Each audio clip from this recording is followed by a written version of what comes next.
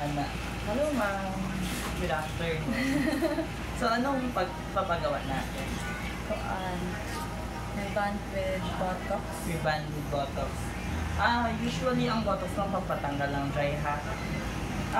Regular color to or nakapa-color ka dati. Okay. So, wala pa na agi color. Okay. Pa-prepare ka lang ako. Hi mga ka-hair! So yun, may mga client na naman tayo dyan. At yun, nagre-ribbon na naman ulit ako. Ang wavy hair ni Madam ginawa kong straight. So, for the meantime, hindi ko muna ni roots to end. Tapos, sunod-sunod na to kasi mabilisan, mas dumami halos ang customer namin. So, yun, nasa rebonding A pa ako dyan na part. At first client din namin, tapos kasama niya boyfriend niya. Tapos doon sa second part, ni roots to end ko na siya hanggang naluto yung down ng hair niya, tapos naluto din yung roots niya. So yun, pinagsama-sama ko na sila lahat kasi naluto na din. At daming ganap dyan kasi. So, assisted by, it's no other than my best friend, Sophia.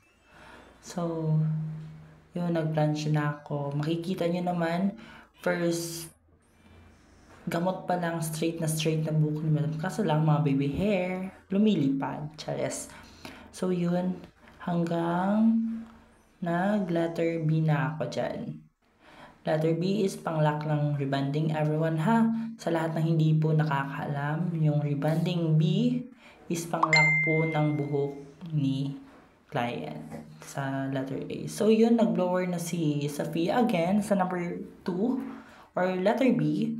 Pagkatapos niyan, pinaplansya ko na sa kanya, then pinaputulan ko na din kasi na-busy din ako dyan na time. So, alas 3 pumasok si Madam, umuwi siya ng alas 8. So yun, yan ang result ng buhok ni Madam. Thank you so much, Madam. Grabe. From Matina to Indangan. Perfect. There. O, diba? Ganyan ang gawang unisex beauty salon. Diba? Super happy si Madam kasi gumanda yung buhok niya. Thank you so